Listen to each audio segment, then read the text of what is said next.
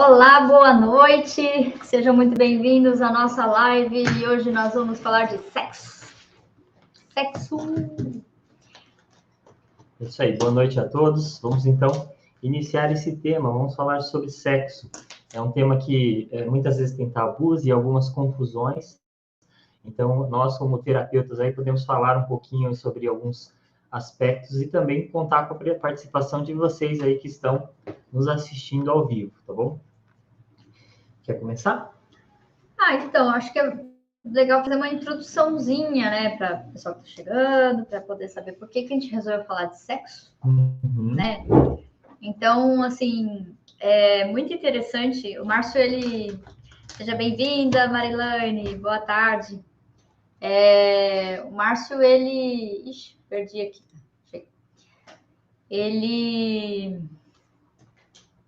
O que era que eu ia falar mesmo? Deixa que eu comece então, já que tá empacado o bagulho.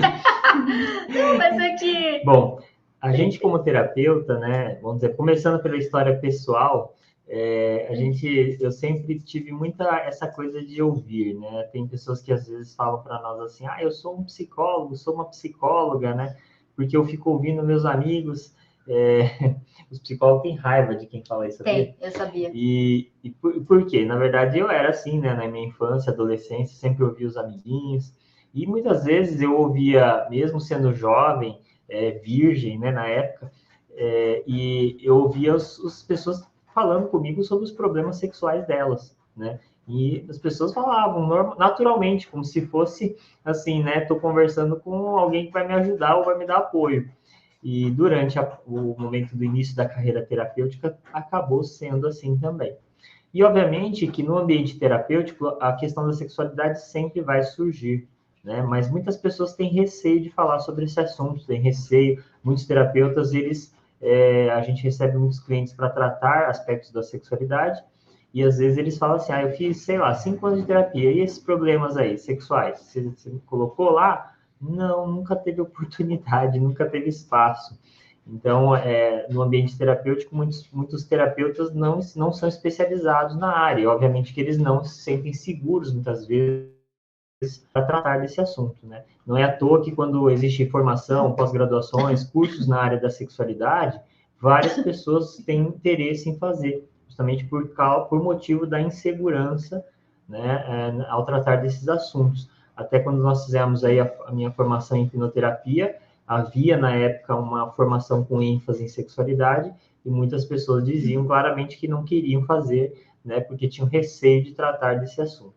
Então, para começar, a gente fala aí que a questão da sexualidade faz parte, sim, da questão terapêutica e também da nossa felicidade. Por esse motivo que muitas vezes acaba entrando esse tema aí como um fator importante e bacana. E na clínica nós também atendemos, né? Quando nós começamos a receber algumas situações de sexualidade um pouco mais graves na hipnoterapia, aí nós começamos então a nos aprofundar, né, nos estudos, né, até que eu comecei fazendo uma pós-graduação em psicologia sexual, depois nós fizemos a certificação com a doutora Aline Sardin em terapia cognitiva sexual, eu fiz também a pós-graduação em aspectos diagnósticos da sexualidade, e tem mais uma pós-graduação em andamento também sobre sexualidade humana. Então, essas pós, na verdade, elas vão dar alguns resgates históricos, né? Mas, com certeza, o que vai ajudar a tratar a questão da sexualidade sempre é bastante a questão da experiência no aspecto terapêutico. A gente vai poder abordar também esses assuntos. Aqueceu os motorzinhos? Agora, até engasguei aqui, mas assim, por que eu comecei a me aprofundar também em conjunto com o Márcio sobre a temática sexual? Duas coisas que a gente não consegue escapar quando a gente trabalha em nível subconsciente hipnoterapeuticamente. Nós não trabalhamos na linha mais cognitiva num primeiro momento, nós nos aprofundamos nas raízes ou nas causas dos problemas. Então, assim, a psicoterapia, ela sempre vai pensar qual é o problema, qual é o diagnóstico e como que vai fazer a reeducação desse cliente para que ele consiga transformar estratégias que são, num primeiro momento, disfuncionais em estratégias funcionais, né? No caso da hipnoterapia, como para nós, o diagnóstico em si, ele não tem tanta relevância, né?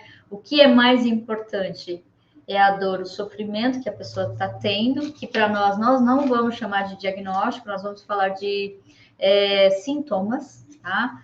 E mais importante é a gente descobrir como aquele aprendizado emocional foi construído e desativar esses aprendizados em nível de memória de longo prazo.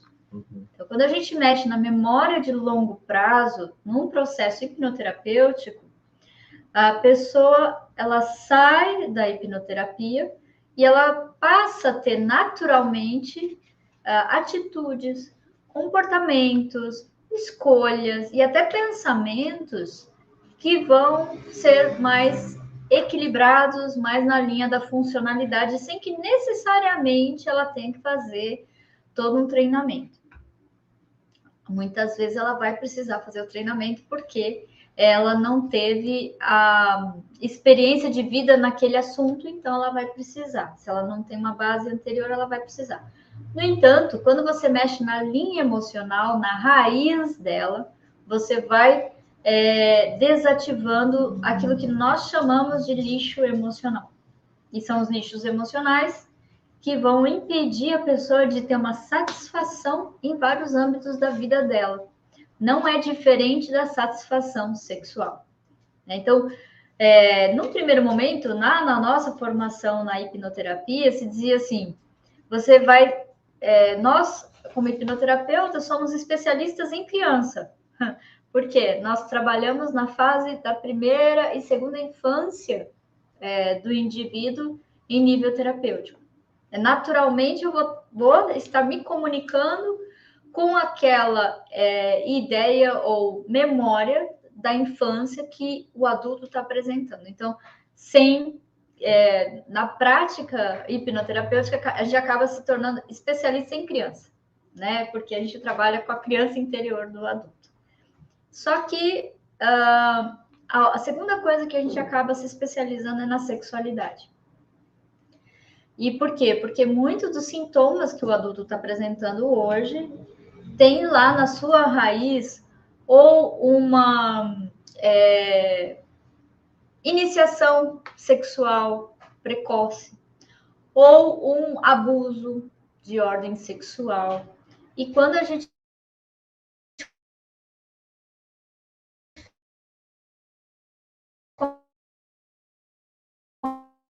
começa a bater, a gente percebe que os casos, né? É muito mais comum, na verdade, a gente vê histórico de crianças que passaram por determinados abusos e muitas vezes o indivíduo ele não se lembrava. Ele descobre ali, junto conosco, na fase terapêutica. Então, é comum a pessoa chegar na clínica falando, estou em depressão, eu estou com pânico, eu queria melhorar minhas finanças, enfim. Mas ela, depois que a gente faz o ingresso, né, nas causas, é que ela começa a dizer, então, melhorou minha vida sexual. E aí você fala, mas ela nunca falou inicialmente que ela tinha problemas sexuais. Hoje, como o Márcio ele já se posiciona comercialmente como o sexólogo, as pessoas já chegam com a queixa, com a temática sexual direto, né? Mas na nossa primeira fase de hipnoterapia, nós chegávamos para nós outros sintomas e, no final das contas, impactava ali numa melhora significativa da vida sexual da pessoa. E aí a gente começa a ver a demanda, a necessidade de aprender mais, e aí tem toda essa trajetória que o Márcio trouxe aí de estudo, né, que eu acabo fazendo por tabela, porque ele faz a pós-graduação e o debate é nosso. Uhum. Então, essa foi a minha parte da introdução, né? Sejam bem-vindas, Estela. Então, Estela, deu a travadinha, né? Deu um problema aí, não sei se é o tema, isso a gente vai descobrir, né? Porque... Isso, a internet que você tá 5G? Não, é a internet daqui mesmo, normal. Sim, tem que usar. Ixi. Só tem uma. Só tem uma disponível. Então, aqui, ó. será tudo que bem, dá? melhor deixar, porque agora já... Pessoal, se continuar travando, vocês falem que a gente pode trocar a internet aqui. Isso, aí a gente dá só 2 segundinhos, de repente já volta, né? A imagem tá embaçada, travou bastante. Só que se a gente trocar, acho que cai, não cai a live? Acho que não. Gente, se cair, nós vamos retomar aí. Mas, ó, vamos tentar trocar, então, aqui a internet para ver, porque nós temos uma outra aqui que é mais rápida.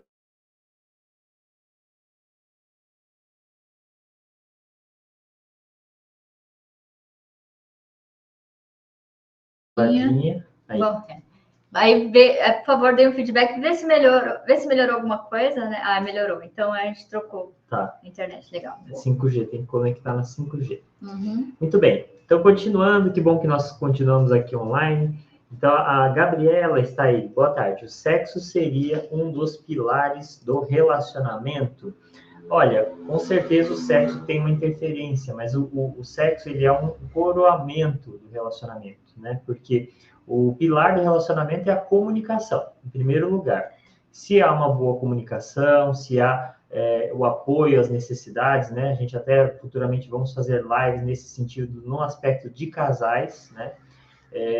De relacionamento afetivo, sexual, mas sem dúvida o sexo ele tem uma relevância importante, sim, no relacionamento. Claro, depende de cada formação, depende de cada momento do indivíduo, né? Precisa ser debatido, tem muito assunto, né? Uma pergunta bastante complexa essa, porque é uma pergunta também pessoal. Muitas pessoas, por exemplo, lá na clínica, né, Gabriela, quando chegam pessoas, às vezes, para tratar, assim, a pessoa fala assim, eu estou tendo problema, no caso o homem, né, fala assim, eu estou tendo problema de ereção. Aí eu pergunto para ele, mas por que você quer tratar esse problema? Daí a primeira resposta que mais aparece é, porque senão minha mulher me abandona. Então, essa pergunta eu coloco sempre como uma pegadinha, na verdade, né? Porque ali mora a própria resposta do porquê a pessoa está com um problema. Né? Então, eu costumo dizer assim, que é mais fácil, então, pegar aquele que faz sexo com aquele que faz sexo, e juntar. E aquele que não quer fazer sexo com aquela que não quer fazer sexo. Ou, né, no caso, se for dois homens ou duas mulheres que tenham esse perfil de interesse da sexualidade. Mas não, geralmente a gente acaba pegando a pessoa igual arrumado e desorganizado, né? Geralmente o arrumadinho vai achar um desorganizado para chamar de seu. Aí começa a dar os problemas. A sexualidade também vai ter esses aspectos. Então, mas com certeza a sexualidade tem a sua importância aí no desenvolvimento afetivo sexual do casal, né? E até a gente vai explorar com mais profundidade o tema hoje. Então, assim, muitas vezes o casal, ao longo da história do casal, no início, às vezes, tem uma incursão maior de relações sexuais, ao longo do tempo vai esfriando, mas aí você vai ver que tem alguns conceitos, algumas crenças que as pessoas elas carregam e que isso vai sendo sentido num dia, vai sendo sentido no outro, aí um vai se afastando mais, aí o outro não vai querendo tanto, e aí, na verdade, é uma resultante, esse afastamento é uma resultante da forma como o casal lidou com a questão sexual. E isso é uma ideia que a gente está trazendo hoje para a gente explorar mais, né? Isso. O tratamento da sexualidade, ele é muito particular, ou seja, é muito específico para aquela pessoa, mas aqui a gente vai procurar fazer um apanhado de alguns aspectos gerais da sexualidade e, eventualmente, a gente pode dar algum exemplo mais específico, tá? Então, a primeira coisa que eu gostaria de falar em relação à questão da sexualidade é que um aspecto diagnóstico da sexualidade, o que significa isso? Se o indivíduo ele tem uma disfunção sexual, por exemplo, uma perda de ereção, um vaginismo, no caso da mulher, já é uma disfunção da sexualidade, é um aspecto diagnóstico disfuncional. Isso é uma situação mais complexa do que, por exemplo, uma perda de libido. Eu costumo dizer para os meus clientes assim, entre a pessoa que tem um problema dessa ordem sexual, essa disfunção, e uma pessoa que já tentou suicídio 3 vezes, qual é mais fácil de tratar? E as pessoas acham que é mais fácil tratar a pessoa que tentou suicídio 3 vezes. Não. A pessoa que tratou suicídio 3 vezes é 10 vezes mais fácil do que uma pessoa com a disfunção caracterizada. Por qual motivo isso acontece? Porque simplesmente é necessário reeducação de algumas crenças que muitas vezes a pessoa não consegue observar. Então, exemplo, para vocês entenderem a diferença no tratamento, né? Às vezes a pessoa fala assim, eu não gosto de um determinado alimento. Não estou falando a pessoa que tem problema sexual, estou falando qualquer um de nós aqui. Eu não gosto de comida japonesa. Tinha uma cliente que falava assim, eu não suporto batata doce. Isso. Ou então não gosto de doce tal. Ou então não gosto de uma fruta específica. Eu não gosto de jiló. E aí você fala para a pessoa assim, você em algum momento gostaria de aprender a comer isso? Aí a pessoa fala, não. Para quê? Para quê? Então, a questão da sexualidade, quando a pessoa está nessa função, aspecto diagnóstico, seria mais ou menos a mesma ideia. Ela não vê motivo para uma mudança no comportamento e na crença que ela possui sobre a sexualidade. E por isso daí é muito complicado de fazer uma mudança. Já a pessoa que está interessada em suicídio, depressão, ela sabe o que ela quer, ela não está conseguindo, mas ela sabe o que ela quer, ela sabe que ela perdeu alguma coisa. Então, nesse sentido, embora a pessoa que nos procura, às vezes, para um tratamento sexual, ela fala, meu caso é uma coisa simples, doutor, vai lá e só arruma para mim esse probleminha aqui. É só uma ereção. Isso, eu estou com uma dificuldade de ereção, ou estou com uma ejaculação precoce, eu estou com uma dificuldade de ter prazer com meu marido, arruma só esse probleminha. É só uma dorzinha que eu tenho na relação sexual, não é nada demais, Isso. Né? E, na verdade, a gente costuma dizer para a pessoa assim, olha, infelizmente eu não tenho como arrumar só um pedacinho, eu preciso arrumar tudo. Por que tudo? Porque vai ter que mudar crenças, vai ter que mudar, é um reajuste complexo, e vai ter que ter um tempo até que a própria pessoa se engaje. O que significa a própria pessoa se engajar? Ela mesma perceber que se ela não gosta lá da manga, ela vai ter que aprender a gostar da manga. Mas isso tem que ser por ela, não porque ela quer atender um outro, ou porque ela está com medo de perder, ou porque ela está com medo de o marido ou a esposa não ficar feliz. Né? Então, nesse sentido, envolve um aspecto aí importante, essa diferença entre melhoria do prazer, né, que a Lorela tinha comentado, e um tratamento direto de uma disfunção. Por que eu estou falando isso? Porque, realmente, muitos tratamentos que são oferecidos hoje, eles são de longo prazo, sem perspectiva de melhora. Você não pode dizer nada de quanto pode melhorar, né? E por que isso acontece? Por esse aspecto que eu estou falando aí, que é a questão do foco que o próprio cliente vai desenvolver. Tá? E aí, assim, eu queria aproveitar que você falou dessa complexidade, que, assim, quando vem o casal para ser tratado, né? Então, é comum um dos parceiros procurar pelo tratamento, já falando de terapia de casal, né? A gente quer fazer uma terapia de casal e, basicamente, assim, deixa eu falar com o terceiro para mediar a relação, né?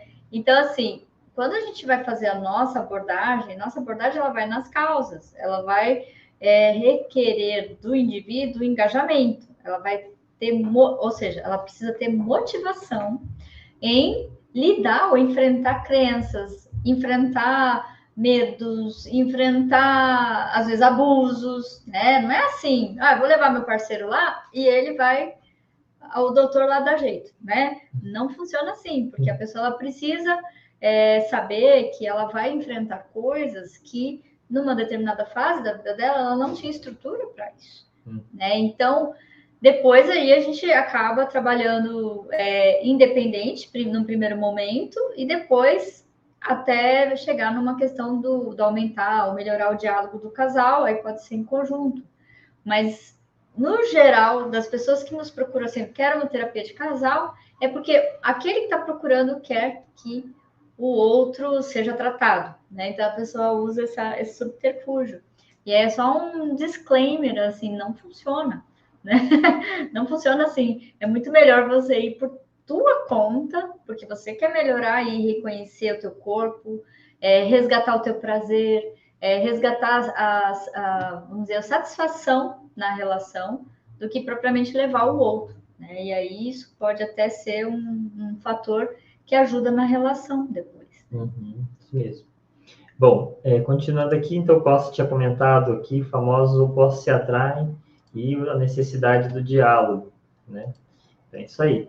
Então, o queria falar um pouquinho sobre uma questão mais social, né? O sexo, inicialmente, ele foi abordado como uma questão de reprodução, né? E existem algumas religiões que dão essa ênfase, né, na questão da reprodução. Porém, o sexo ele tem a ver com a manifestação individual, com uma gestão individual, né? Então, por esse motivo, muitas vezes, a questão do tratamento da sexualidade, a educação sexual, se confunde, porque muitas titulares da nossa sociedade não têm uma formação pessoal na sexualidade e muito menos na questão da representação que a pessoa tem, né? Seja religiosa, seja política, seja o sexo, ele ainda é muito pouco difundido em termos de clareza, né? Vamos dizer assim, muito menos unanimidade na questão da sexualidade, né? Então, mas o que isso acarreta? Acarreta no fato de que o ser humano fica perdido, ele fica vivendo intuitivamente, né? A questão da sexualidade eventualmente aparece na vida dele sem uma orientação clara, aparece por diversas formas, muitas vezes, como a Lorela falou, numa abordagem de um parente, de uma pessoa próxima, muitas vezes no início da vida social, né? Com os amiguinhos, a partir dos filmes hoje, a partir da internet. Então, a sexualidade vai indo vai adentrando a vida do indivíduo a partir de uma maneira, vamos dizer assim, não organizada e não clara. E com isso, o que acarreta? Acarreta um primeiro fator que gera muita confusão nas pessoas, o sexo performático. O que significa o sexo performático? É aquele sexo que eu tenho que fazer uma performance, né? Muitas pessoas treinam, os filmes estimulam as pessoas a treinar, a mostrarem habilidade, parece que vai jogar sinuca, né? Não vai fazer sexo, vai jogar sinuca, tem que mostrar como mexer as coisas. Então, essa performance, muitas vezes, ela pode acabar servindo como se fosse um objetivo da sexualidade. E a pessoa vai se acostumando com isso. O sexo performático, ou o sexo racional também, o que significa racional? Se eu me casei, logo eu tenho que fazer sexo. Se eu estou namorando, logo eu tenho que fazer sexo. Tem que comparecer, né? Tem que comparecer. O racional, né? Se eu sou homem, logo eu tenho que sempre estar pronto. Se eu sou mulher, vai chegar um momento que eu não vou poder dizer não. Então, isso tudo começa a entrar no âmbito racional, a gestão da sexualidade. Sendo que a sexualidade não fica no racional. A sexualidade não fica na parte consciente da mente. A sexualidade nossa, ela fica nas funções subconscientes, né? E nessa hora que começam a iniciar a terra fértil para transtornos na ordem da sexualidade, né? Então, é muito comum das pessoas usarem a sexualidade como uma perda do motivo, vamos dizer assim. Por que você vai fazer sexo? Já não tem mais um motivo claro. Muitas vezes é para não passar vergonha, às vezes é para os amigos não ridicularizarem, às vezes é para a mulher não abandonar, às vezes é para o namorado não abandonar, a namorada não abandonar. E quando vê, o motivo não é esse, nunca foi. Quando se perde esse motivo, tudo começa a piorar. Aí, muitas vezes, as dificuldades de diálogo, né, como o Costa colocou, começa a acontecer. Mas por um motivo de uma questão sexual que muitas vezes está ali acobertada e ocorrem as brigas, né? Mas as brigas começam a acontecer justamente por quê? Porque está havendo algum sacrifício por parte de um ou por parte de outro. Então, tudo isso é a perda do motivo pelo sexo performático, pelo sexo racional, ele naturalmente vai levar para esse tipo de desfecho, né? A perda do relacionamento, ou então algum tipo de disfunção no sentido comportamental. O que significa? Nós não estamos julgando ninguém, mas o que eu quero dizer é que, muitas vezes a pessoa ela tem uma frequência sexual, uma frequência de parceiros, ou não tem frequência, mas sem um motivo estar preservado. Então, ela acaba tendo relações, mas depois o que fica é culpa, o que fica é confusão, o que fica toda uma rebordose que aí ela prefere achar que é muito complicado esse negócio de sexo, é melhor evitar, né? Então, se torna de novo, joga o sexo de novo lá na caixinha do tabu, joga na caixinha do não tem muito jeito. Ou então, assim, às vezes a pessoa, vamos falar em termos de frequência, né? Ou troca de parceiros e tudo mais. Às vezes a pessoa ela tem uma idealização de um prazer e ela fica fazendo ações mecanizadas, ou seja, troca de parceiro, alta frequência. Mas se você for, e isso a gente vê muito na clínica, se você for perguntar para a pessoa, tudo bem, você teve todo esse volume de sexo e você teve prazer, a pessoa ela não tem. Aí, mas às vezes a pessoa fala que tem. Ela acredita que tem, ela sim. Acredita. Quando que ela vai chegar e vai perceber que ela tava fakeando isso? Mais à frente, quando ela faz o resgate do prazer real. Aí ela consegue falar, puxa, eu achava, eu acreditava que era fantástico, né? O que eu fazia, mas eu sentia mais aquela necessidade de aprovação quando eu contava para os meus amigos o que eu fazia, do que propriamente o prazer naquele momento, aquele momento único ali do sexo, né? Essa é a grande conflito que as pessoas, quando elas ainda não passaram pelo processo da hipnoterapia, elas não sabem identificar muitas vezes, né? Que é o mundo racional versus o mundo subconsciente, né? Então, ela tem uma ideia do que é prazer, ou ela tem uma ideia do que é respeito, tô falando de necessidades, tá? Ou ela tem uma ideia do que é reconhecimento e tudo mais. Só que ela tenta fazer coisas mecanizadas para chegar naquilo ali, só que são estratégias que ela não consegue chegar na satisfação daquela necessidade. É muito teórico, vamos dizer assim. Mas do ponto de vista prático, é só quando ela descobre a sensação que é ter aquela necessidade atendida plenamente, é que ela tem uma referência nova, né? Então, tem muito a ver com o que você falou em relação à sexualidade, de que as coisas vão acontecendo na vida da pessoa de uma forma meio aleatória, sem uma orientação, e ela meio que vai instintivamente buscando né, aprender sobre, sem ter uma guia, uma referência, nem uma referência prática. Né? Exatamente. E é muito interessante a gente observar, por exemplo, a Laura ela comentou sobre o atendimento que é feito à criança interior do indivíduo, né? E você pode ver que a maioria dos problemas de distúrbios sexuais, eles começam na infância, a partir de punição recebida, né? Então, o cachorrinho, por exemplo, quando ele brinca, ele vai desenvolvendo a habilidade dele de perceber e sentir prazer. Então, você brinca com o cachorrinho, você toca nele em tudo, né? Você toca na cabecinha dele, na barriguinha dele, no pipizinho dele, no rabinho, e ele vai aprendendo a ter esse desenvolvimento do prazer, porque o corpo está em desenvolvimento e conforme ele vai se desenvolvendo, é natural esse aprendizado até ele conhecer o corpo dele. E a criança também faz isso. A criança se esfrega, a criança rola, a criança vai conhecendo cada ponto do seu corpo para buscar ter prazer. Então, esses dias, uma cliente chegou para mim e falou assim, Márcio, eu estava horrorizada. Aí, por quê? A minha filhinha de 3 anos estava se masturbando. Aí eu falei assim, e dando risada. Eu falei assim, sim, mas você não se lembra. Mas se você desenvolveu naturalmente a sua função biológica, sexual, você também teve momentos íntimos, momentos de prazer. Não é essa carga que a gente dá para a descoberta da sexualidade como se fosse uma coisa precoce. Ela tem 3 anos, é muito precoce. Ela só está conhecendo o corpo dela. Nós não podemos atribuir uma intenção, o peso, né? Às vezes a pessoa já começa a imaginar coisas que não tem nada a ver, né? Acha assim, nossa, se ela está descobrindo sexualidade tão cedo, será que ela vai ter problemas sexuais? Será que ela vai ter desvios de conduta sexual? Não tem nada, é só você não punir. Cuidado. Só não interferir. Não interferir, não chegar lá punindo, não chegar lá fazendo esses tipos de julgamentos, né? Porque é um momento íntimo da criança, que ela não percebe que os outros estão olhando, que os outros vão fazer esse julgamento, né? E o adulto, ele já é machucado, né? Então, ele já tomou punições por estar expressando sua liberdade, o desejo mais livre.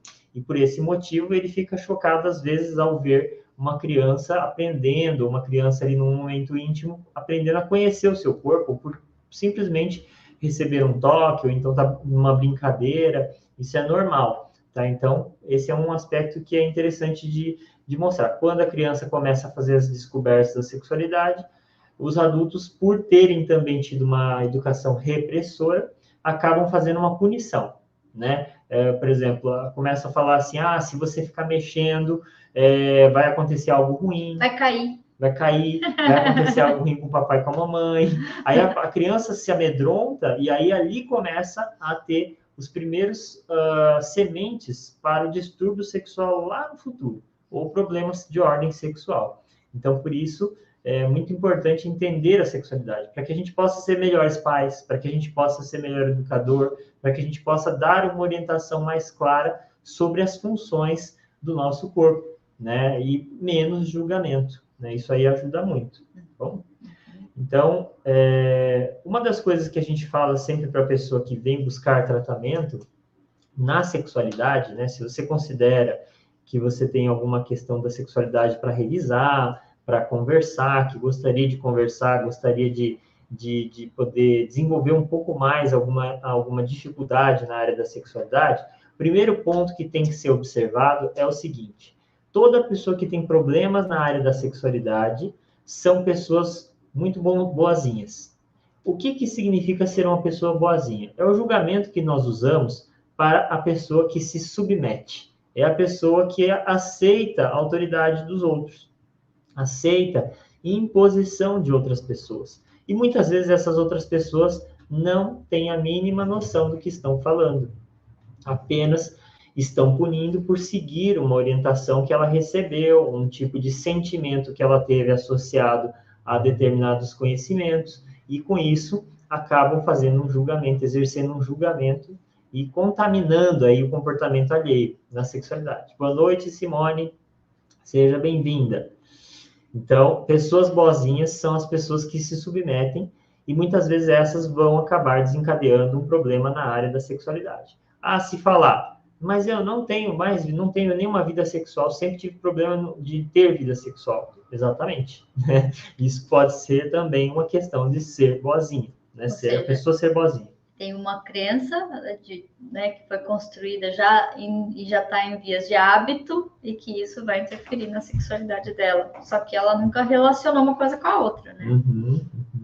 Outra coisa é a pessoa ser inteligente, ou seja, ela querer usar a inteligência dela para procurar controlar os impulsos, as questões dos desejos e as emoções por trás da sexualidade, né? Quando a pessoa faz isso, usa essa inteligência, ela também vai poder apresentar vários aspectos na sexualidade aí, ou distúrbios, ou questões desconfortáveis na sexualidade, seja em relação à parceria, seja em relação a ela mesma, os conceitos que ela tem, certo?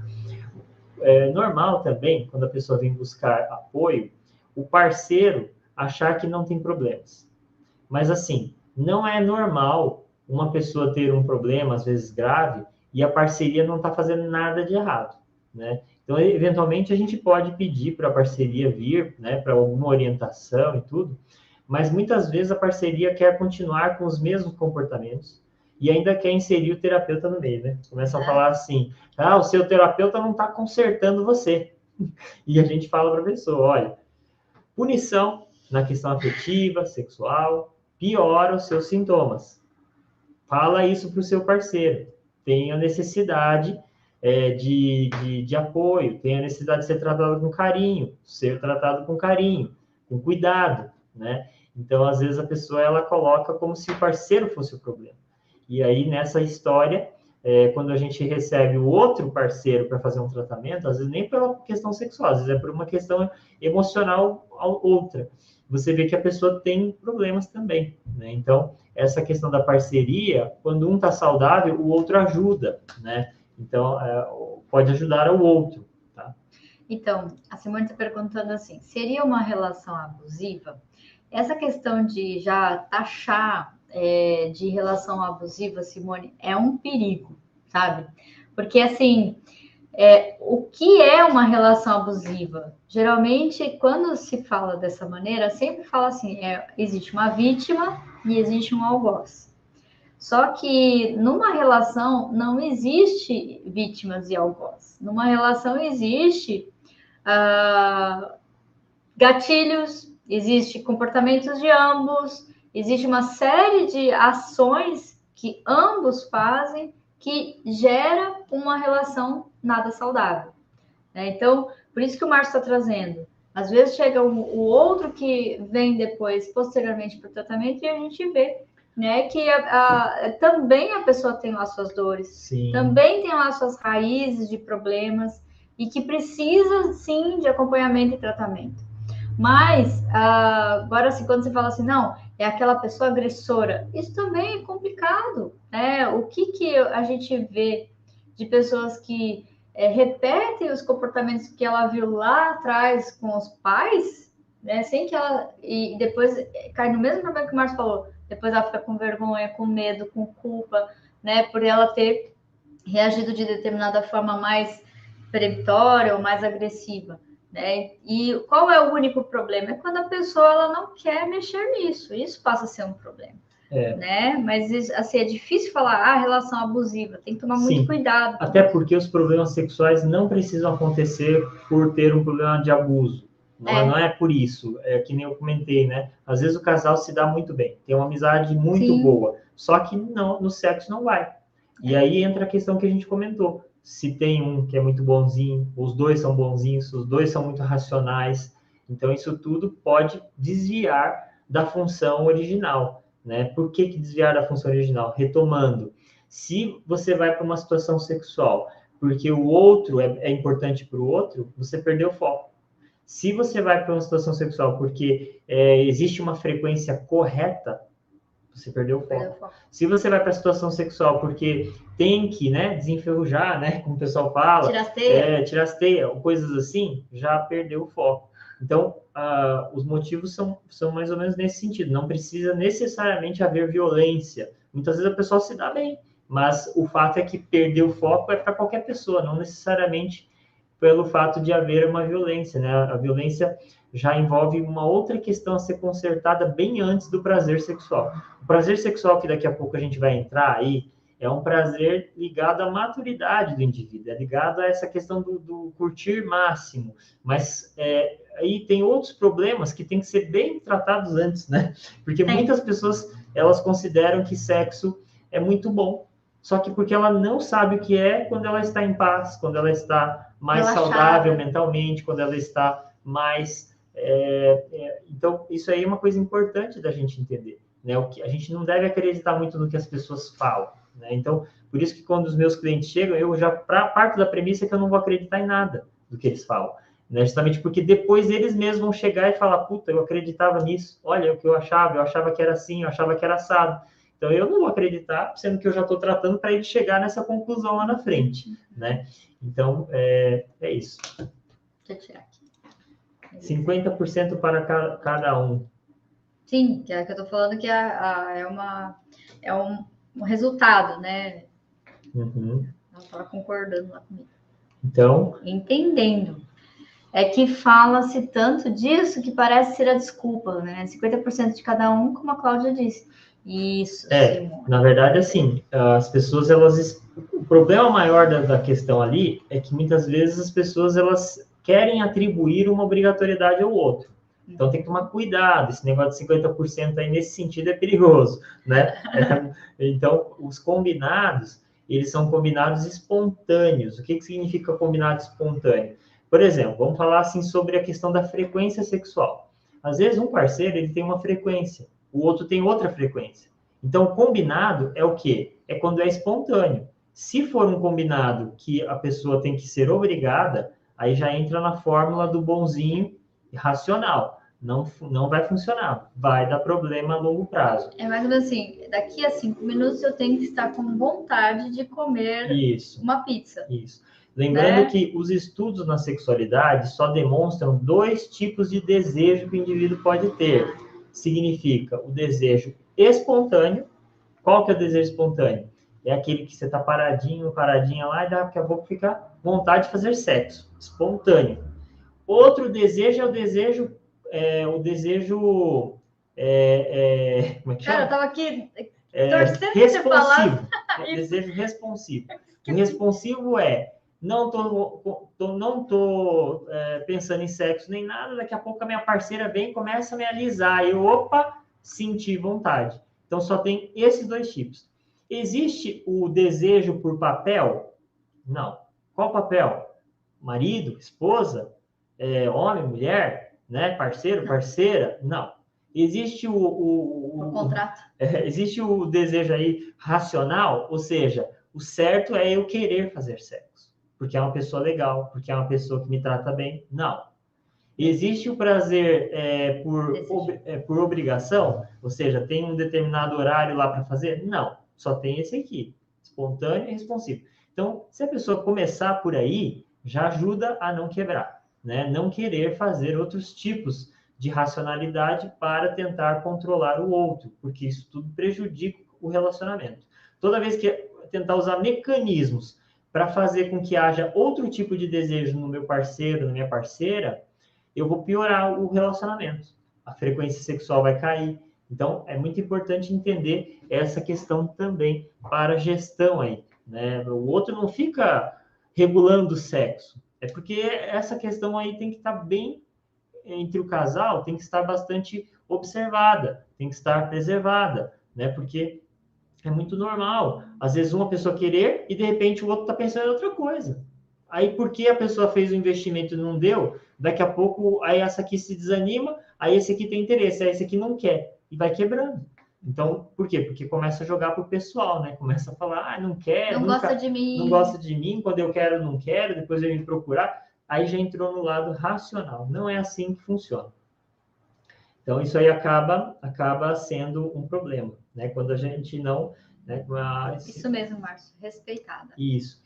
Porque a função desejo, ela precisa ser bastante clara, né, para a própria pessoa. E quando a pessoa está com aquilo claro, ela vai defender e vai poder ser espontânea.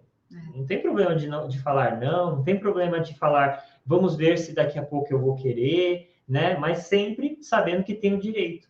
Muitas pessoas se quebram por querer se obrigar. Então, tanto o homem quanto a mulher, eles começam a quebrar a sua sexualidade justamente por querer forçar um desejo racional. Ou seja, entra na questão que a gente fala em todas as lives quase sobre sacrifício. Sim.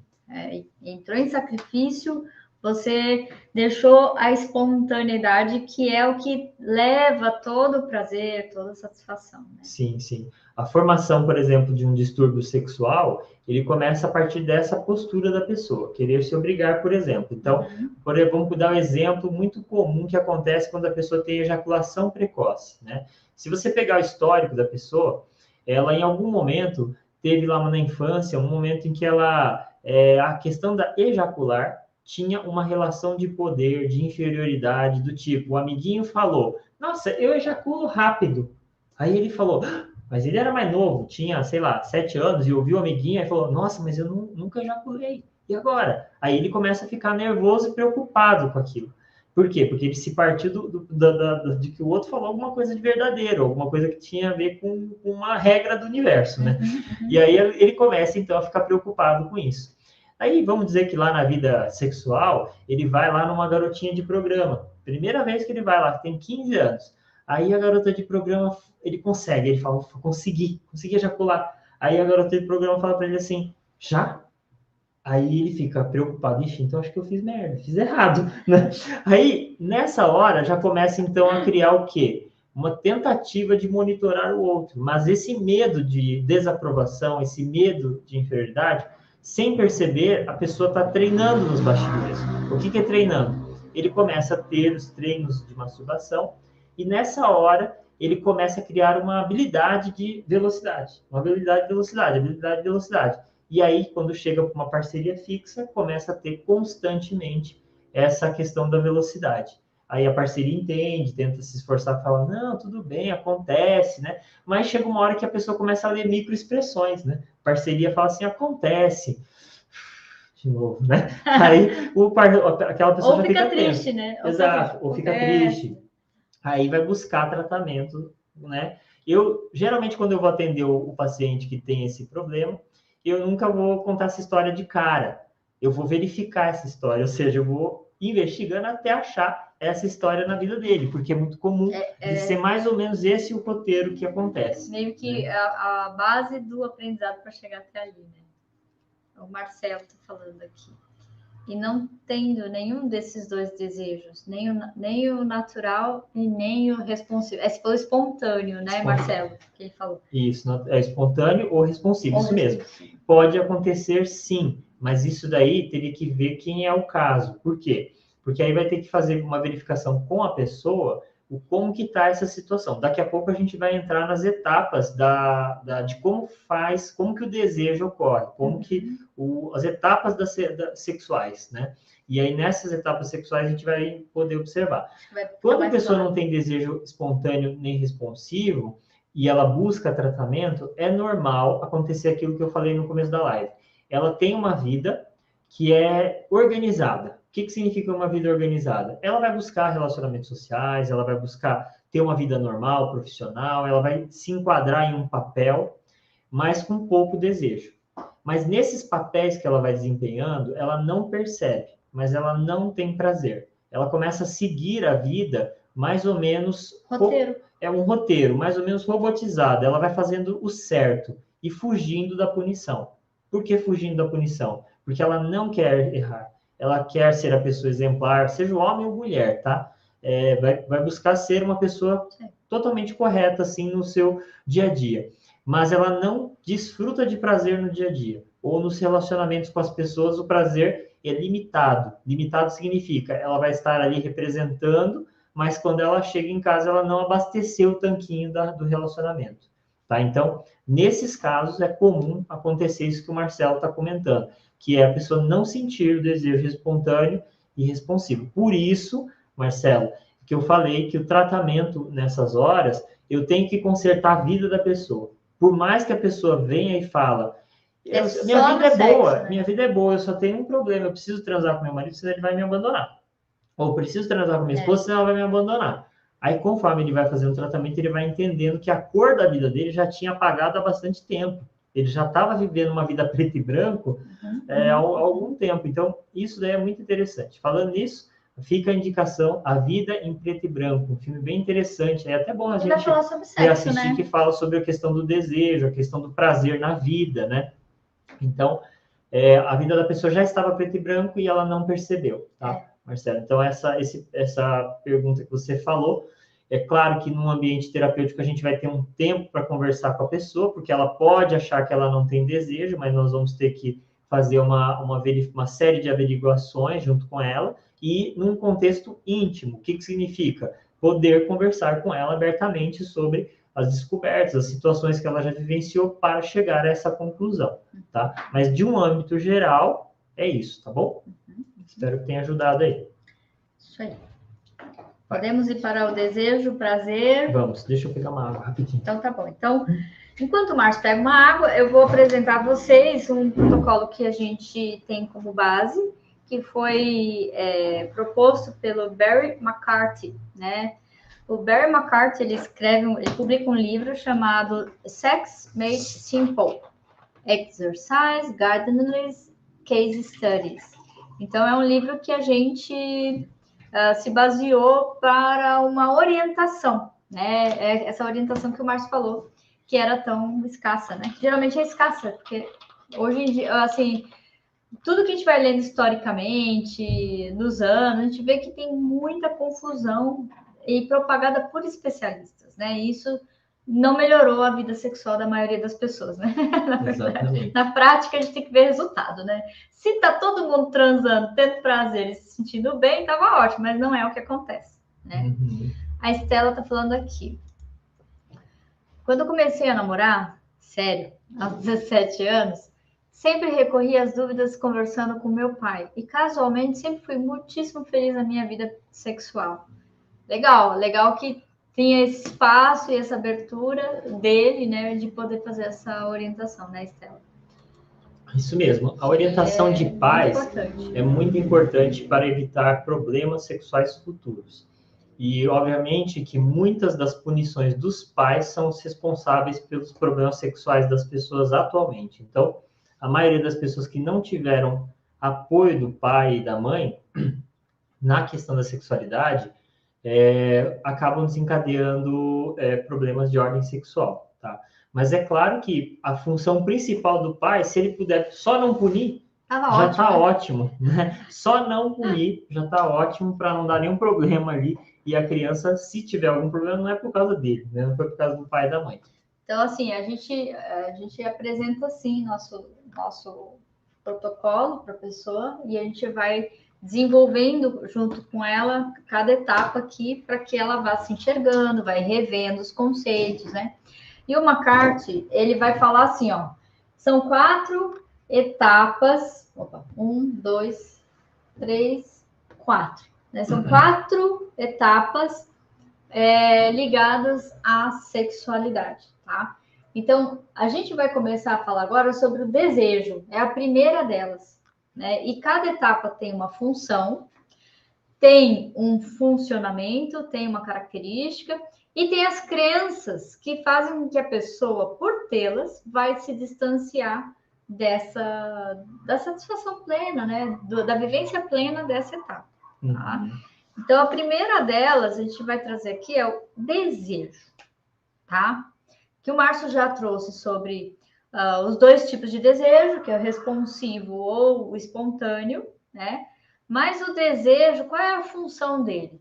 A função do desejo é a de engajamento sexual. É aquele, quero, né? Aquele, veio a nuvenzinha lá, poxa, tava na hora, tava afim. Ou então, na condição de responsivo, a pessoa não está pensando naquilo, mas ela começa a ser estimulada e aí ela chega e fala, legal, né? Quero. E permite com que o desejo se aflore, tá? Então, aí vem uma questão comportamental e de crenças, tá? Não tem como dizer sim ao sexo se não há espaço / confiança para dizer não. Então, assim, mas tem a ver com desejo isso daí?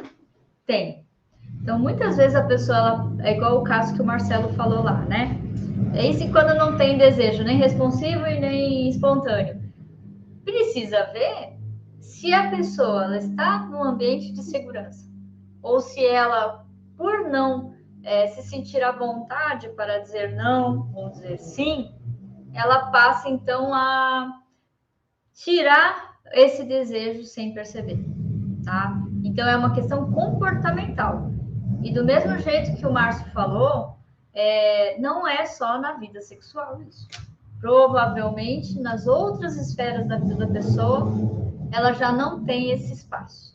Que legal, né? O nosso vizinho resolveu ligar o super turbo dele com nitro à hora da live.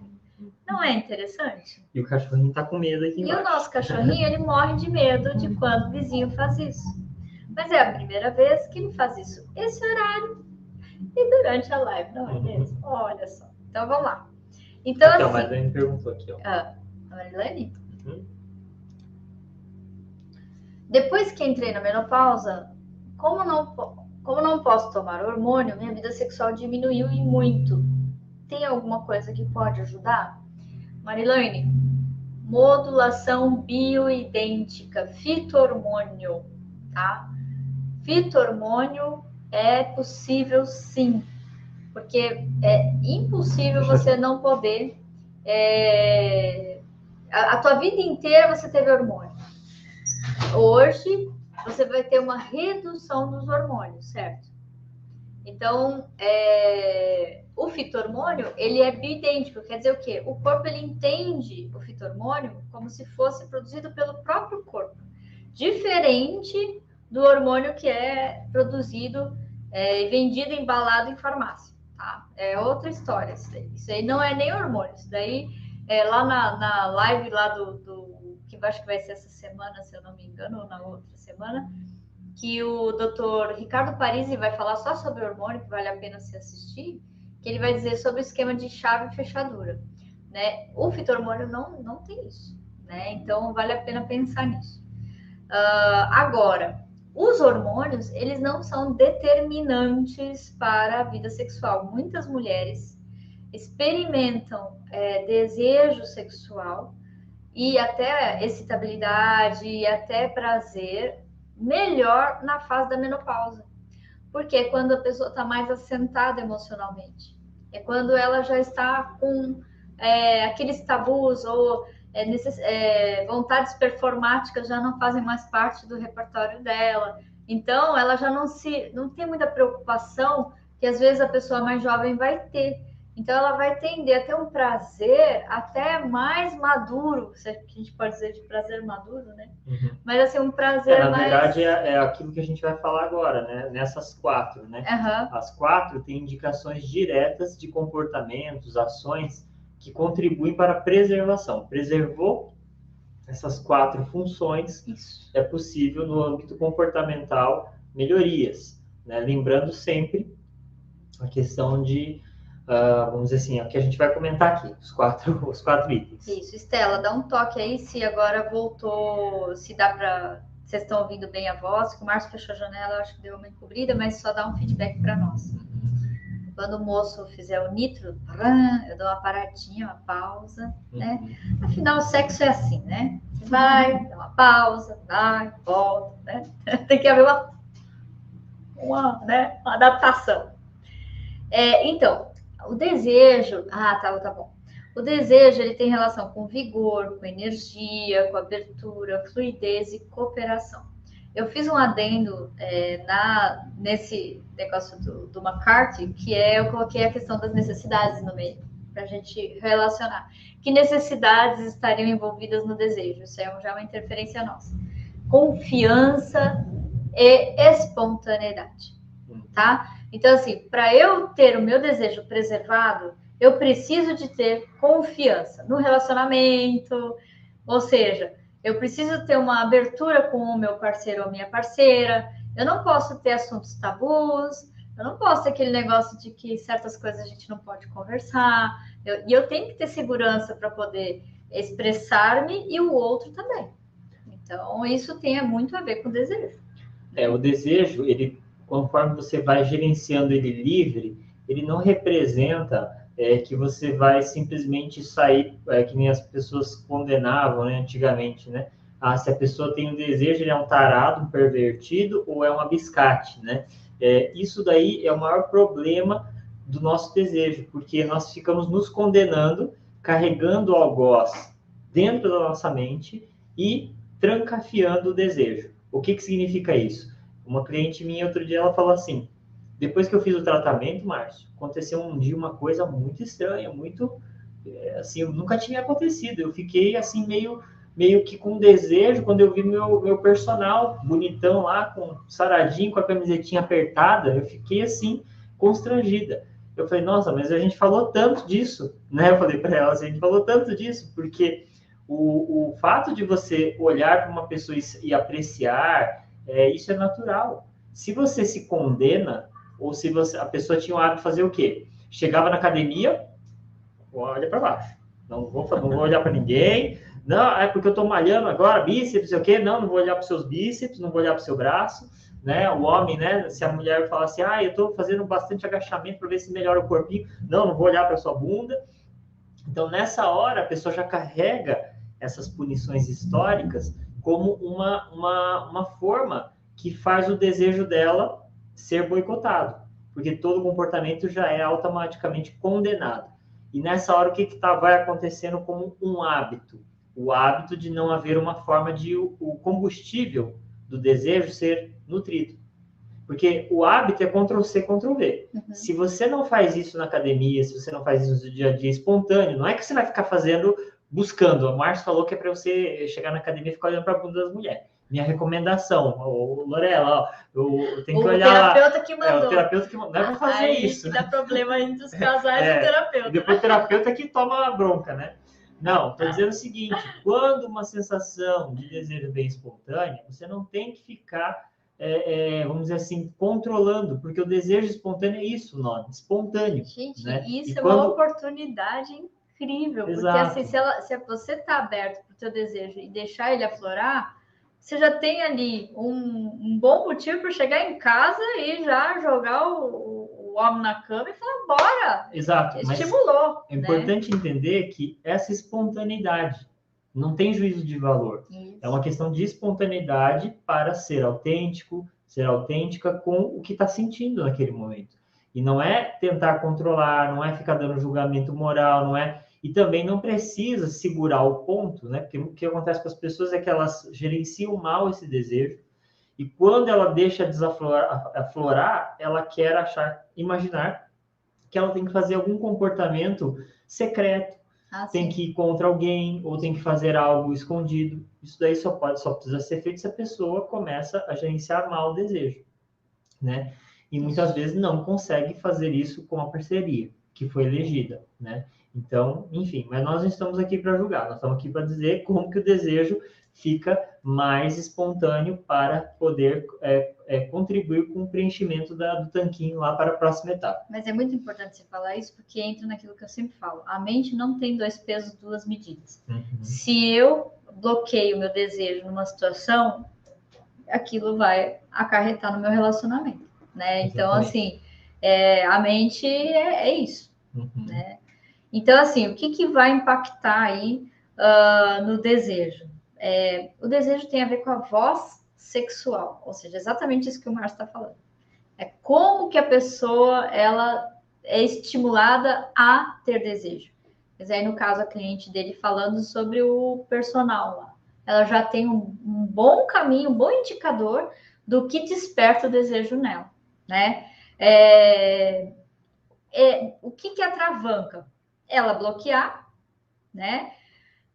Fazer do desejo, fazer o sexo, por exemplo, um ato mecânico, isso vai, obviamente, que vai matando o desejo da pessoa sem ela perceber, né? Ela vai idealizando o que tem que ser, aí entra naquela questão que o Márcio falou da performance e tudo mais, isso vai acarretar lá no desejo, e aí a previsibilidade e a rotina, isso também, no caso, casais que já estão há mais tempo, não, tem que ser às 6 da tarde, no sábado, antes de não sei o quê. Começa a criar determinadas rotinas fixas, como se o desejo funcionasse em cima de agenda, e não funciona, né? Manipulação, né? E aí a manipulação pode ser de várias formas, do tipo, você não quer fazer sexo comigo, logo você não me ama, ou você não quer fazer sexo comigo, logo você não me acha bonito ou bonita, né? Ou você tá vendo, você tá olhando para outra pessoa, por isso que você não faz sexo comigo. Enfim, isso é manipulação. Ou a coerção, né? Tipo, com violência, com ameaça. Isso também, obviamente, ninguém vai ter desejo num ambiente de ameaça, né?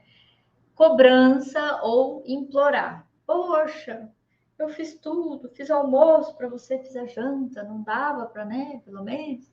Por favor, libera. Por favor, libera, né? Então, isso também vai fazer um efeito contrário, né? A pessoa vai naturalmente, poxa, agora eu vou ter que virar, né? Vou ter que viver esse momento que eu não tô, como é que é isso?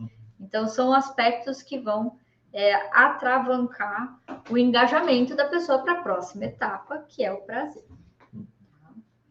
Então, assim, o prazer, o que ele é?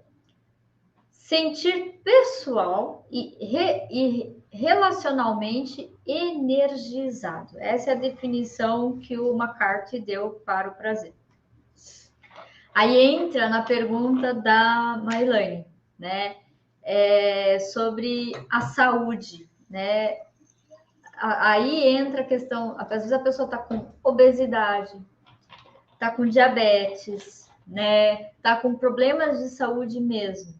Às vezes isso vai atrapalhar as sensações, as percepções. Sensações, lembra, né? Tato, olfato, paladar, visão, audição. Então, a pessoa está com algum comprometimento numa desses sentidos, ela vai também vai estar um pouco mais limitada no que é sentir o corpo do outro, né? Perceber a troca, né? Ao ouvido, quer dizer, tudo isso pode pode impedir vamos dizer assim, impactar negativamente no prazer daquele indivíduo ou daquela pessoa, né? Dar e receber toques orientados ao prazer, né? Mais uma vez, todo sexo, gente, é comunicação, né? Todo sexo é comunicação. Todas as etapas têm a ver com comunicação. Então, como é que eu sei pedir um determinado toque se eu não reconheço ou não sei o que me dá prazer. Então, cada um vai precisar explorar mais o seu corpo. Geralmente, quando a gente vai ler revista, vai ver especialista falando, se fixa muito só nessa etapa, né? Tem que conhecer seu corpo, mas não está falando de toda outra parte que a gente sempre está falando aqui, tá? Envolve sensações objetivas e subjetivas. Então, o Márcio, você falou comigo hoje ou foi na live? Agora eu não sei. Então, tipo assim, pontos erógenos são específicos. Acho que você falou de manhã para mim, né? Pontos erógenos são específicos, mas às vezes a pessoa recebe um toque aqui. Isso não é um ponto erógeno. A testa não é um ponto erógeno. Mas, como é subjetivo, ela vai sentir o prazer quando toca na testa dela. Não sei, é subjetivo. A mente tem essa capacidade. Tanto que em hipnose a gente consegue fazer isso, né? Isso. De uma maneira, vamos dizer, em demonstração, em show, é possível fazer isso em hipnose. Então, no hábito também pode se estabelecer. Isso. Mas para isso, a pessoa já tem que estar mais íntima do prazer dela, ou mais familiarizada com o prazer. Saber o que é. E aí ela vai estendendo a outras áreas do corpo dela. Ela consegue ampliar isso daí, né? O que vai impedir, o que vai tirar a força do desejo, do prazer? A ideia equivocada de que o sexo você tem que atingir o orgasmo. Isso é uma crença, tá? Então a pessoa ela já entra no relacionamento com o foco como se ela tivesse que chegar numa linha de chegada, ou como se ela tivesse que dar o chute para o gol e tem que acertar, né? Então isso tira toda a espontaneidade lá que eu coloquei do prazer, do desejo, tira toda a confiança, porque aí a pessoa ela entra na idealização e ela começa a querer, não, vamos pegar aqui, faz aqui, começa a querer fazer como se fosse uma coisa meio mecanizada, tá? Isso vai impactar no desejo dela depois, tá? A ideia do desempenho, de, sei lá, ter uma performance, que a pessoa assiste uma coleção de vídeos pornográficos para saber como é que se faz, se gospe, se chupa, se mija, enfim, qualquer coisa assim que tem nos filmes de pornô, e ela vai seguindo meio que porque ela assistiu lá, né? E a ideia equivocada de que mulheres só têm prazer se tiver afeto envolvido e homens somente se houver erotismo. Isso é uma crença que não corresponde com a realidade, tá? E a enganação de si e relacionamento. Isso eu não sei o que tá aí. Enganação de si? Uhum. Por exemplo, a pessoa acreditar que ela tem que dar prazer ou ter o prazer para manter o relacionamento. Né? Sim. Que aí a pessoa se coloca numa condição de obrigatoriedade, ou qualquer coisa assim. Né? Tá. Ok, gente? Alguma questão? Manda aí. Vamos colocando as questões que a gente vai discutindo aqui, tá? Bom, depois que a pessoa está já relacionalmente energizada, ou seja, ela está no curso do sexo, está sentindo prazer, aí vem a parte do erotismo. E erotismo, ele tem a ver com mistério, criatividade, vitalidade sexual, assumir riscos emocionais e sexuais, relacionado com orgasmo, envolve cenários lascivos e sentimentos, né? Então, assim, existe uma confusão em relação ao erotismo, à excitabilidade, né? E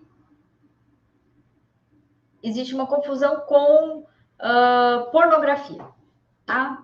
Não, agora é a hora da pornografia. Não tem a ver com pornografia especificamente, porque o prazer, gente, e o erotismo, ele é individual, tá? Então, cada um vai ter aquilo que vai fazer com que a pessoa se excite mais. Cada um vai ter o seu DNA em termos de excitabilidade. É muito particular. Não tem a ver com o casal, tem a ver com cada um dentro da relação. Então, assim, por que envolve risco? né? O Márcio fala, foi isso que você falou lá de manhã, né? Que erotismo tem a ver com comunicação. E por que envolve risco?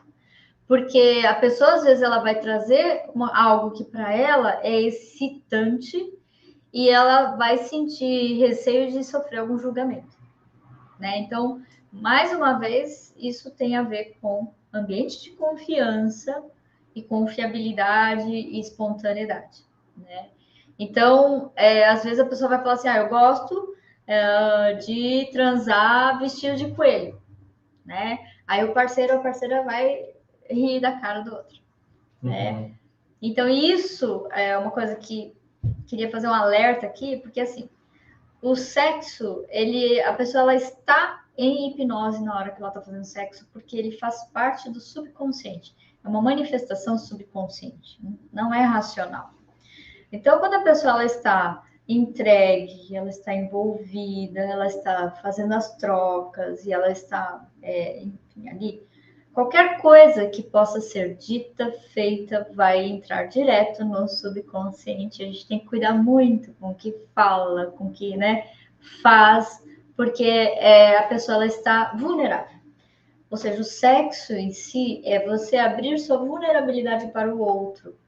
Por isso que é muito importante a questão da parceria, né? Por isso que é muito importante a questão de já se estabelecer a confiabilidade, saber com quem você está, né? E ter já um... Defendendo o nosso peixe aí, é importante a orientação, né? Porque ninguém nasceu pronto, né? A maioria das pessoas nasceu numa sociedade que tem uma educação, infelizmente, ainda insuficiente em relação à sexualidade, né? Essas etapas aqui da sexualidade, por exemplo, só quem estuda que vai acessar, porque ninguém na sociedade vai ter essa orientação, né? Então, realmente, embora sejam assuntos que são difundidos popularmente, eles são distorcidos. Excitação, prazer, desejo, a música popular brasileira distorce, né? A nossa cultura, as novelas, distorce. Então, nunca há uma orientação clara, e isso acaba atrapalhando, né? E por esse motivo é importante ter essa questão de que, às vezes, o parceiro ou parceira não está pronto, porque realmente ele carrega o que ele viu dos pais, o que ele viu na vida, o que ele aprendeu em sociedade. Então, sempre é tempo de receber uma orientação mais clara, ajustar, melhorar, né? Se alguma coisa não está bom no relacionamento, não adianta às vezes procurar alguém que vai estar pronto. Não vai ter que consertar aquele ali, né? Ou aquela ali. Então é isso aí que é a vida, né? A primeira coisa para se consertar é a gente mesmo, né? Lembrando. Então, começa aí assim, você está disposta a enfrentar riscos? É isso. Né? A parte da excitabilidade é isso, é expor-se, né? Falar, expressar, né? Erotismo integrado é congruente com prazer e satisfação, né? Flui do conforto, do prazer, vai para excitação, fluxo erótico, relação sexual. E aí, o resultado disso é o orgasmo. Tá? Vamos pensar assim, lá no prazer a gente falou, a pessoa que ela entra no relacionamento, na relação sexual já com foco no orgasmo, ela não consegue viver a relação sexual. Mas enquanto resultado, o orgasmo tende a ser o ponto resultante de quando foi tudo bem nas outras etapas. Não tive orgasmo, quer dizer que não foi tudo bem? Não, não, porque o sexo não necessariamente precisa finalizar com orgasmo. Pode ser até vamos dizer assim, vamos deixar isso aqui para dar continuidade depois, né? Às vezes é um entre sexo, né? Entre um e o outro, né? Bom, o que atrapalha a excitabilidade? O que atrapalha a parte do erotismo, né? Mulher disposta a fazer qualquer coisa. Esquece, isso daí vai detonar com a questão do erotismo. Impressionar o parceiro, fazer determinado papel que envolva controle, né? Então a pessoa vai lá, assiste 50 tons de cinza e fala assim: gostei daquilo, então agora eu vou pegar, vou amarrar minha esposa ou meu esposo na cama e a gente vai fazer um negócio muito legal, né? Não funciona assim. Por isso que não dá para a gente ficar descobrindo o que é erotismo para nós assistindo referências externas. O erotismo, ele é construído em si, é com base na sua história, com base no que, igual o Márcio falou, a pessoa estava lá, viu o personal trainer na academia e gerou o desejo, certo? Bom, ela já tem um bom indicador do que para ela serviria como erotismo. Né? Então ela poderia chegar para o parceiro e falar assim: ei, você pode pegar uns halteres, ficar com camisetinha assim e tal, isso me excita. Ela pode pedir. E aí ela vai. Por isso tem a ver muito com a comunicação, né? Se obrigar a algo quanto a desempenho, né? Também a gente já falou isso. E o erotismo, ele não é às custas do parceiro. Então, por exemplo, ô, fulano, você pode se vestir de personal trainer? Isso é uma coisa que me excita. Não. Ok, tudo bem, né? Isso não tem que ser um problema, né? Eu gostaria, mas o outro não se sente bem. Aí o outro vai falar assim, não, mas aqui eu tô com uma barriguinha assim, eu não me sinto bem. Eu não tô me sentindo um personal trainer para fazer a coisa.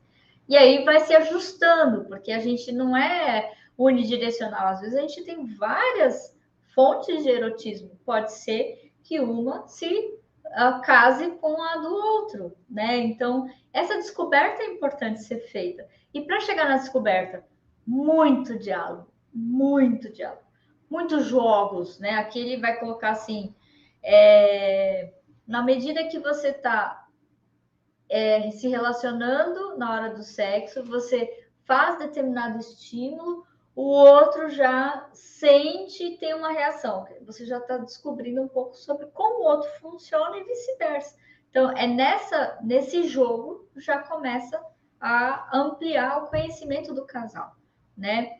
Autoêxtase. Então, às vezes, o jogo do agora é você, vamos fazer você sentir prazer, agora sou eu. Isso é um jogo que pode ser feito, faz parte do erotismo.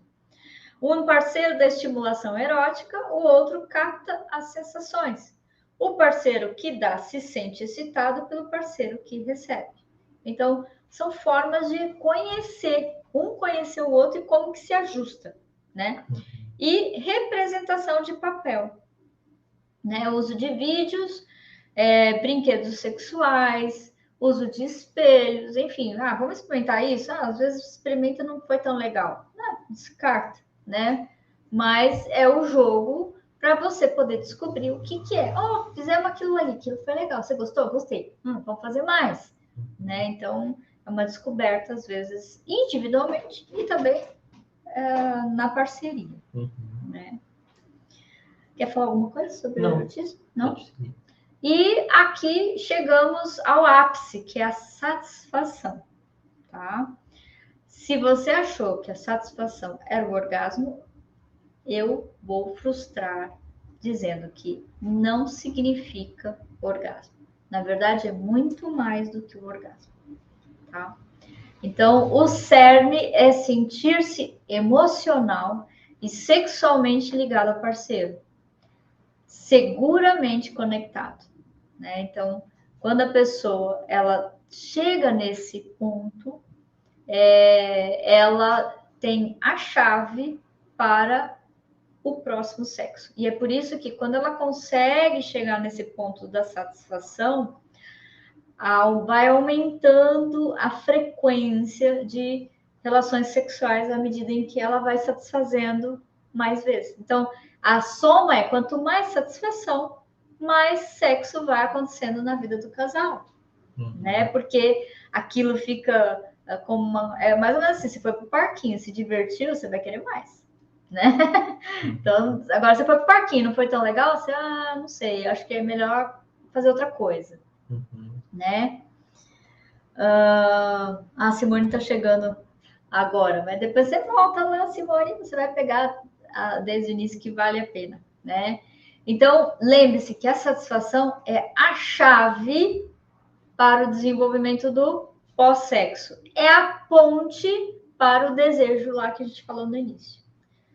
Então, assim, se eu tive satisfação, isso eu vou ter mais vontade, a tendência de ter mais vontade de fazer sexo depois. Uhum. É legal fazer os jogos nesta hora do pós-sexo, e aí, mais uma vez, um alerta. O pós-sexo é a hora que você tem que cuidar com o que você fala, cuidar com o que acontece ali, porque ali a pessoa está aberta, hipnoticamente falando. Isso. Né? Na verdade, na fase da satisfação, a pessoa prevê mais ou menos quando é o próximo sexo. Então, naquele momento é que ela fica pensando e ela fica sentindo quando que o corpo dela vai fazer a próxima vez. Né? Então, se a pessoa tem, nessa hora, se a pessoa programa daqui uma semana, daqui 2 dias, daqui 1 hora, ele vai responder lá na frente a essa programação que está acontecendo ali, tá certo? Então, quer falar mais uma coisa? É só, assim, o que é que vai tirar a força, quais são as crenças relacionadas a tirar a força da satisfação, né? Uhum. Uma super expectativa do orgasmo, como se ele fosse ponto central, né? E se fosse ponto central, a pessoa não precisaria de parceiro. Ela ia lá, se masturbaria e pronto, resolvido o problema, né? Não é só orgasmo. Mas não. Cada orgasmo é único e um é diferente do outro, né? Como se fosse o objetivo central, mais uma vez, certo? E ideia de que você teve alívio.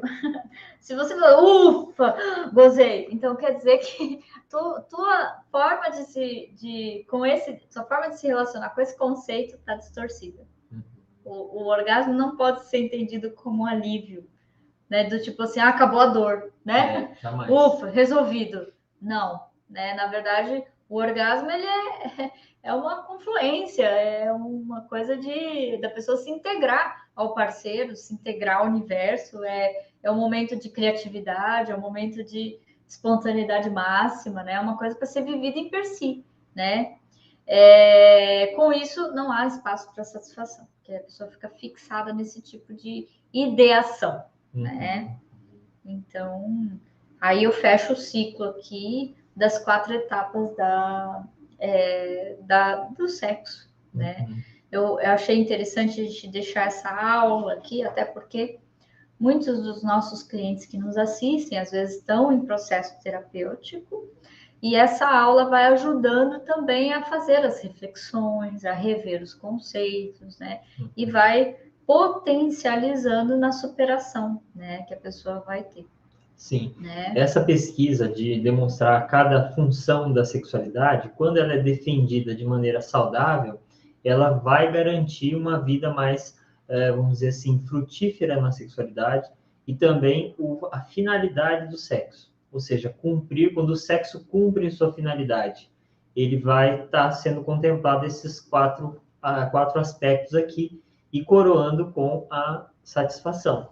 Então, a abordagem mais saudável da sexualidade seria a pessoa preservar essas 4 funções da sexualidade. Preservou, ela vai ser saudável, né, na vida sexual, que é o que falta de orientação aí na nossa sociedade.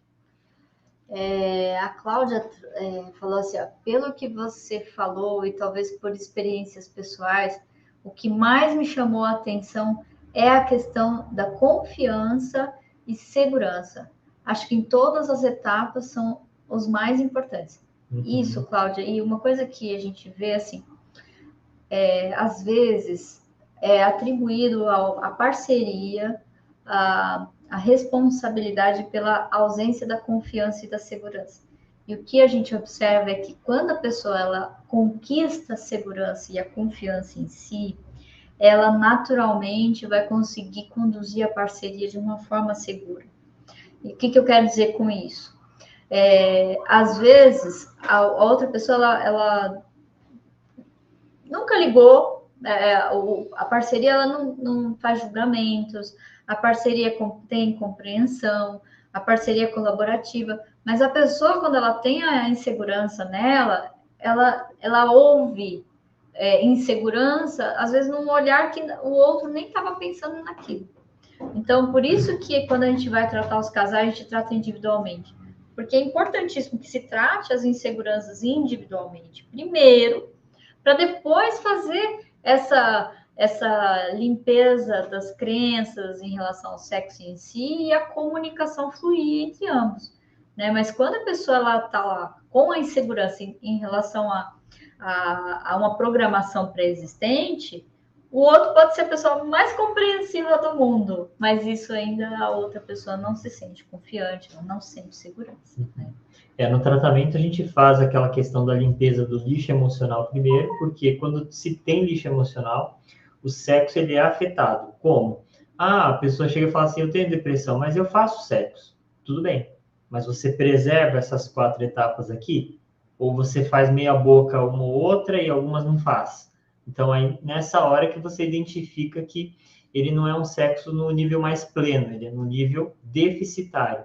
Ou seja, não atinge as próprias funções do sexo, né? Então, o autoconhecimento na sexualidade, ele é para a função de satisfação, de prazer, né? Mas principalmente a satisfação. A conta tem que fechar no final, né? Ao fazer sexo. Não a pessoa fazer um sexo e falar, nossa, foi um sexo muito bom. Nossa, mas agora eu tenho culpa, estou devendo, peguei uma DST. Não.